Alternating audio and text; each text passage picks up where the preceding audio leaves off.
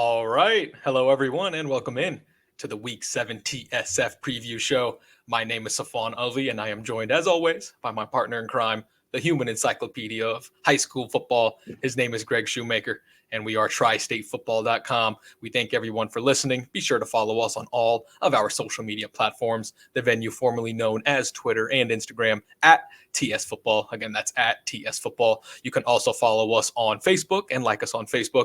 Just type in tristatefootball.com. And you can also like us on YouTube on the tristatefootball.com page. Just search that in the YouTube channel. We got our buddy Sam Reed and our whole entire staff doing some excellent work for us week in and week out. And we thank everyone for that. Greg, it is week 7 here in the tri-state area. The 2024 season, the second half of the regular season is getting started. The October slate is upon us, right? September is behind us. We are going into October, which means the last couple of games are coming, and we have so many games to look forward to in this week 7 slate from all different conferences. We have matchups, top 25 matchups all over the tri-state area, but I want to start with the GCL South takeover of Nippert Stadium, right? The number 1 ranked Moeller Crusaders, the team that's been there essentially all year, right after week 1. Nobody's been atop of the rankings outside of Moeller, taking on their GCL South counterpart, the number 8th ranked Elder Panthers. And Greg, when these teams play in the GCL South in general, but Moeller, Elder, and when they go to Nippert Stadium, it's always going to be a fun night. Yeah, the fun part about this is, Safwan, is Elder's not giving up more than 24 points, and Moeller scored 34 or more in 5 of their 6 games. So it's this is going to be quite the interesting matchup. 10,000 people plus at Nippert on this one. That's what they're expecting, and I just still think that the firepower is too much. Elder gets out on top.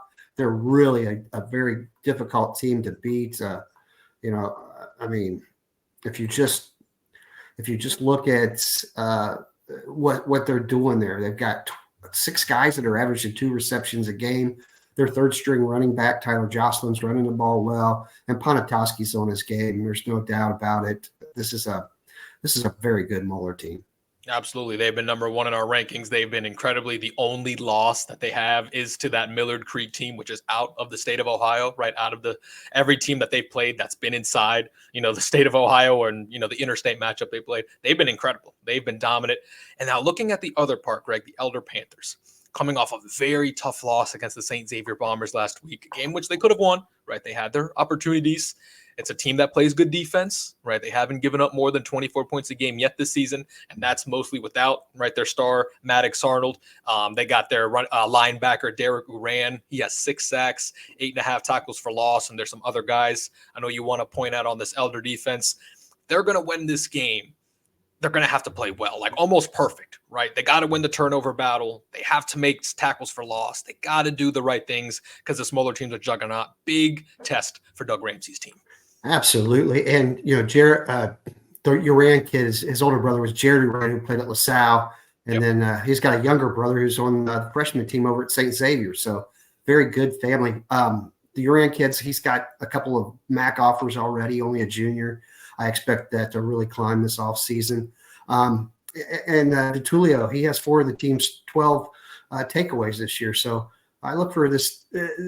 Elder has to be opportunistic in this game if they want to stay in it. Absolutely. Greg, before we move on, I want to talk really quick. Has there been any announcement?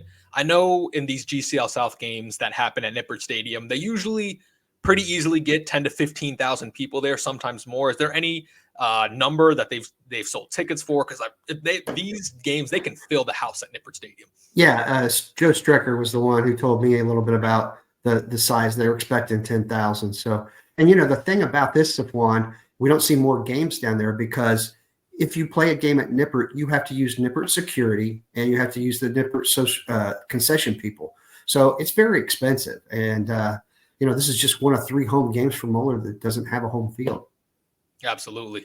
Absolutely. That's reason people ask, why isn't every Moeller and St. X game at Nippert Stadium? Why isn't every, Elder St. X game? There is reasons, and obviously the financials have to be a part of it. All right. I want to jump, Greg, to the GMC.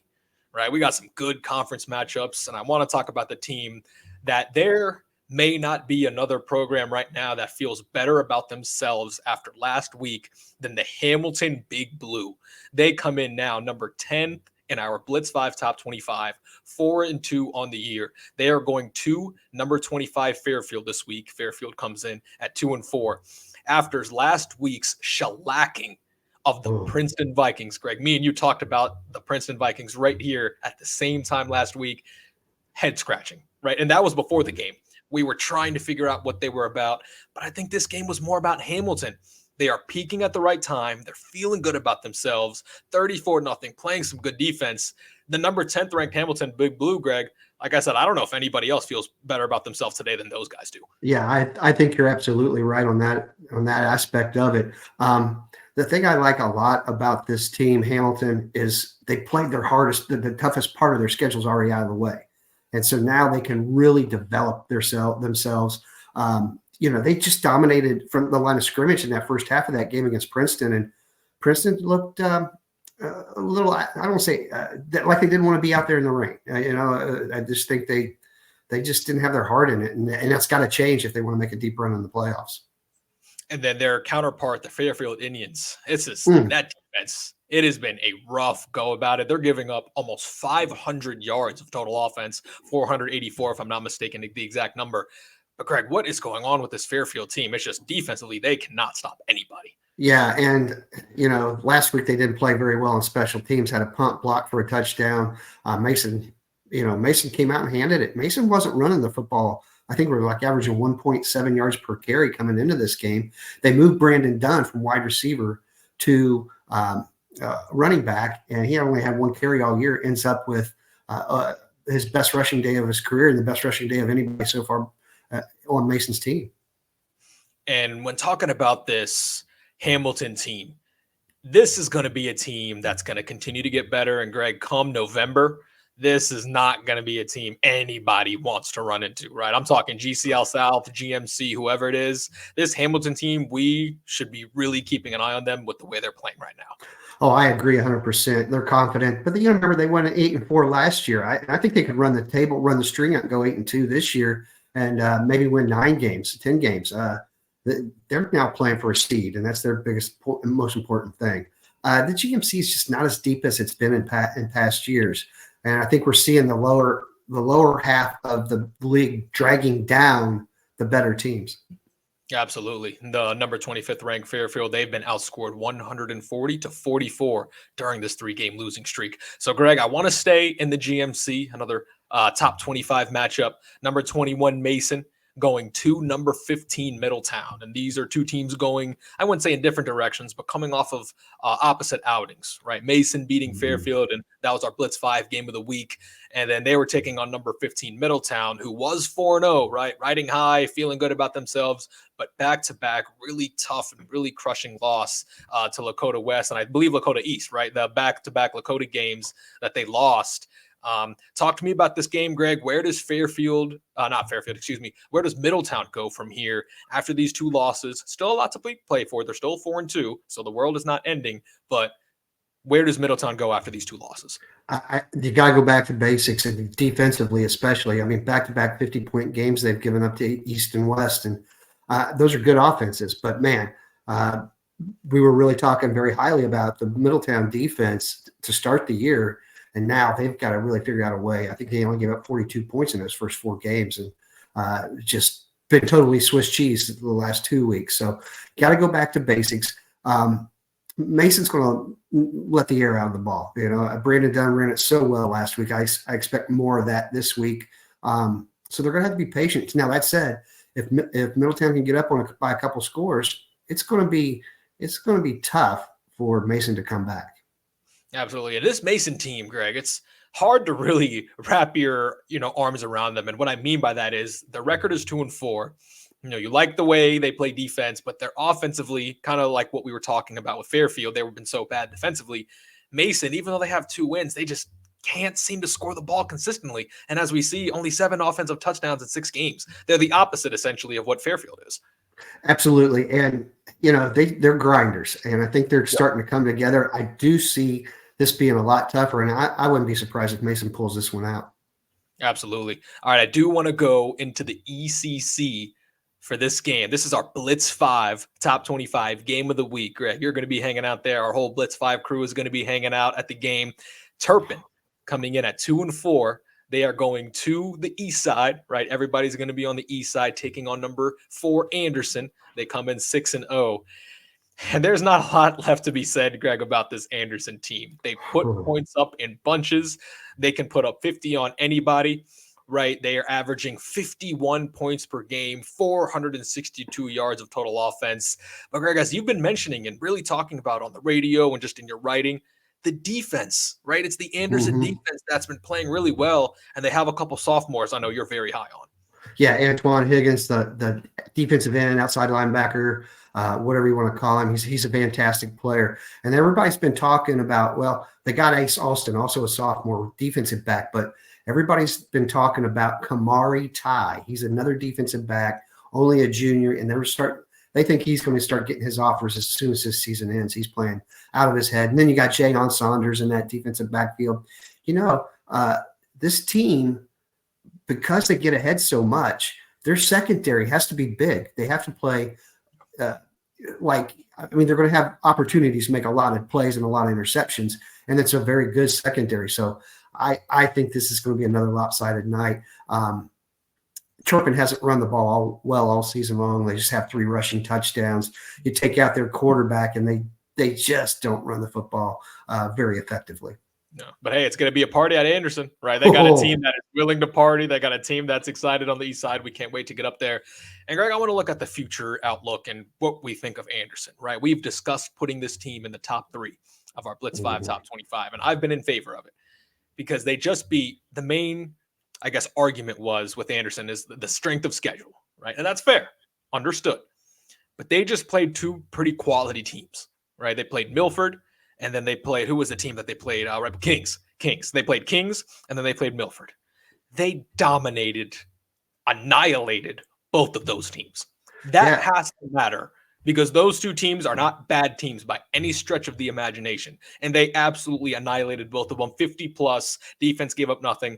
This Anderson team has a legit case to be a top 2 or top 3 team in our Blitz 5 top 25. I agree with you 100%. I mean, 26 points allowed all season long. It's just something else. And, what they're doing, 40 plus points before halftime 3 times this year. They're not only dismantling teams, they're getting it done in the first 24 minutes of football.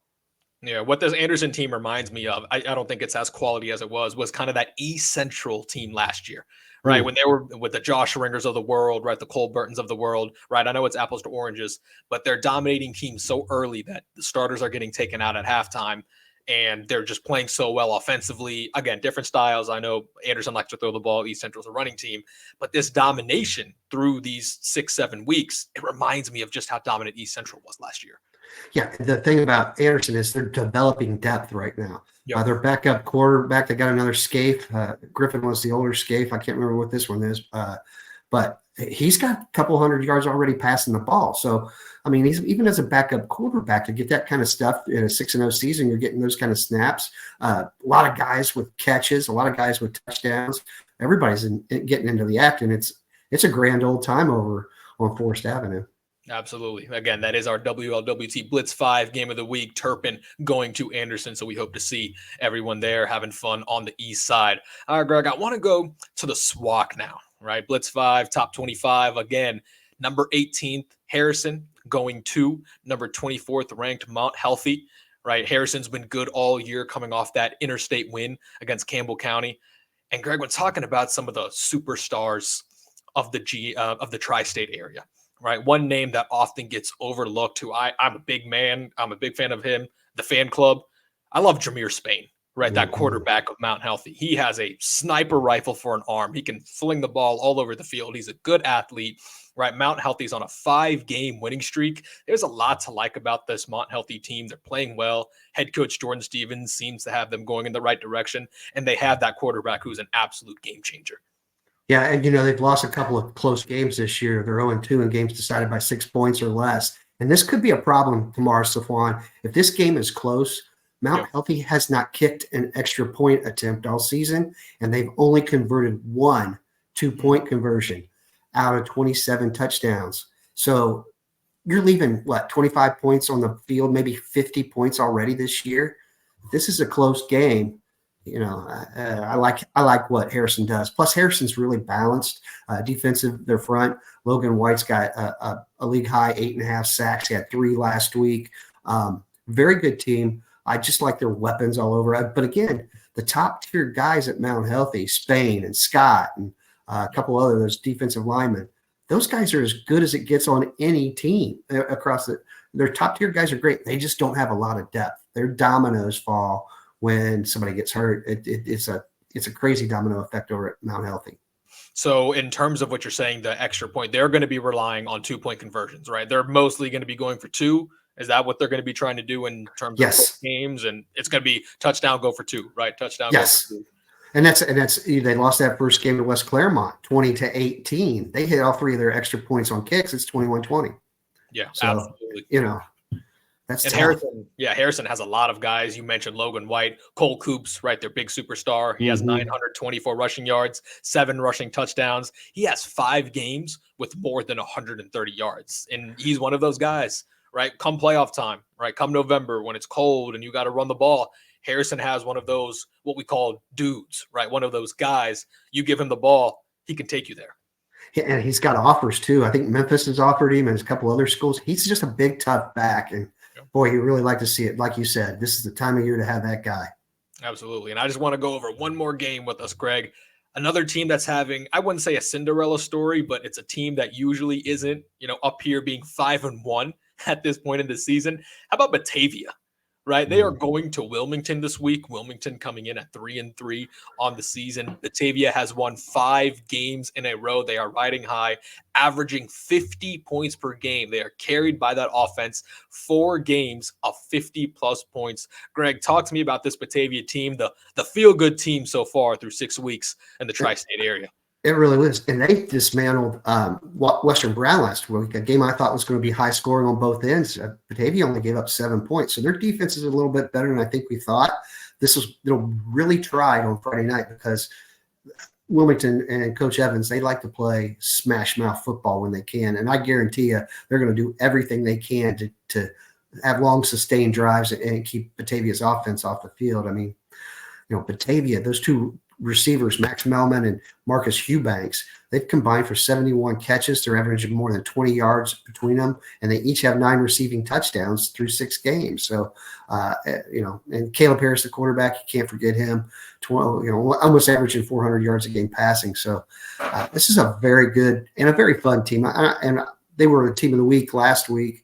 So next week I'll be out there giving out the Gold Star Team of the Week to them and Coach Stacy, and we were out there last year. It's an interesting thing. He was telling me that Batavia, they jumped up a division this year, so they went from Division 4 to Division 3. And Coach Stacy was telling me, he says, "Oh, we're not done growing out here. We got a brand new school that's 2 years old. The whole complex looks like a college out there." And he said they're building another 1,000 homes in Batavia. So those kids and those students, you add another, let's just say 150 kids to that school. There were 25 kids in each class. You're going to get some depth all of a sudden and get some more players out there. This could be the start of something really, really good for Batavia. Absolutely. Batavia is a program we will keep in mind, having an excellent 5-1 start. And before we get out of here, Greg, I know I said last one, I can't skip the Bluegrass State. There we go. Talk a little bit of Bluegrass State, right? We can't skip the Bluegrass State, especially with the team that has been riding high. They have just been dominant. They have been taking care of business no matter who they play. Talking about our number 6th ranked team, right? The Cooper Jaguars, right? The Cooper Jaguars taking on the Connor Cougars. And when talking about the Connor Cougars, we know Cooper's great, right? They just defeated Highlands last week on a game that was played on Saturday, right? Because Friday the game was rained out. So they played Saturday. They just take care of Highlands. We know how good Cooper is. How about this Connor team, right? 5-1 on the year, playing some good football, playing some inspired football. This game, Greg, might be closer than people think. I think you're right. Dave Trosper was talking last week. They like smash mouth football. They're going to take and nurse the clock a little bit. This could be that trap game for Cooper because you had to get up so much for Highlands, and now you beat Connor pretty doggone good last year. And so if you're overconfident about this, this could be tough. Randy Borchers has got his work cut out trying to get his guys focused. But that said, this is a very veteran team who's played a lot of football now, 21 games since the beginning of last season. So they're they're pretty good, and they're accomplished, right? A lot of guys have been very, very successful. So I think you'll see guys like Riker Campbell and Keegan Marr come out and have big games on Friday night. But man, Connor's got the size up front and a quarterback, Wyatt Hatfield, who's just been lights out this year running the football. So it'll be interesting. Now, here's the other thing too.